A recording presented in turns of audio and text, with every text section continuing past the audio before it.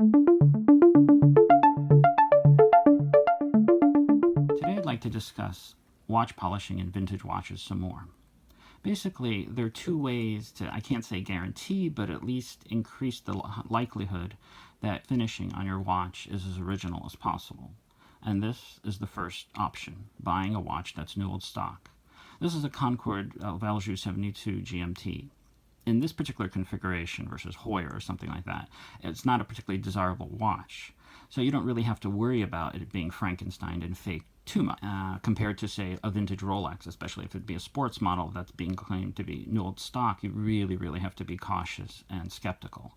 But because there isn't much desirability in something like this is a much safer bet. And if you look at the case, whatever scratches are there are mine. But no one has ever polished this watch outside of it coming out of the factory. And you'll notice it has a nice sunburst finish going along the front edge, whereas on the side, aside from my scratches, it's fairly highly polished. And here is case number 2. This is a Longines Valjoux 72 Chrono, the super compressor case that I bought on eBay a number of years ago.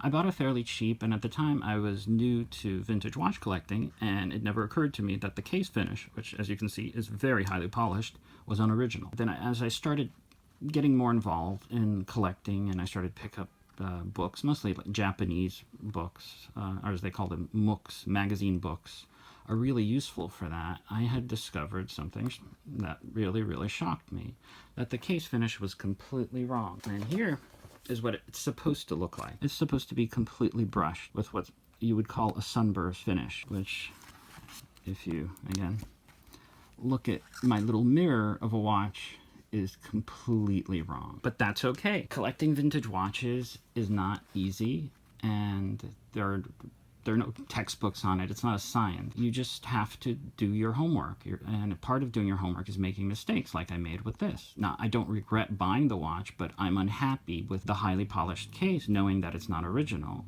And I've made a mental note somewhere down the line, I'd like to have the case refinished. That, of course, brings us to the point that every time you refinish a metal case, you shave metal off of it. Now, this is a pretty thick case, so my hope is having it rebrushed once isn't going to be too detrimental to its shape. But imagine if this had long lugs. Then things become a bit more complicated. And that's where you really have to be careful. Go on forums, do Google image searches, make sure you have an idea of what you're buying. And if you don't have an idea of what you're buying, try to factor that into the price.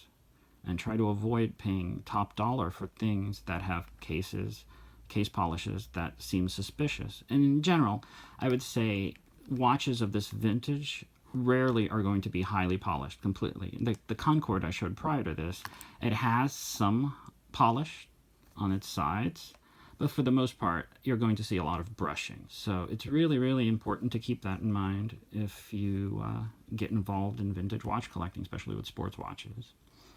That's about it for this video, and as usual, thanks for watching.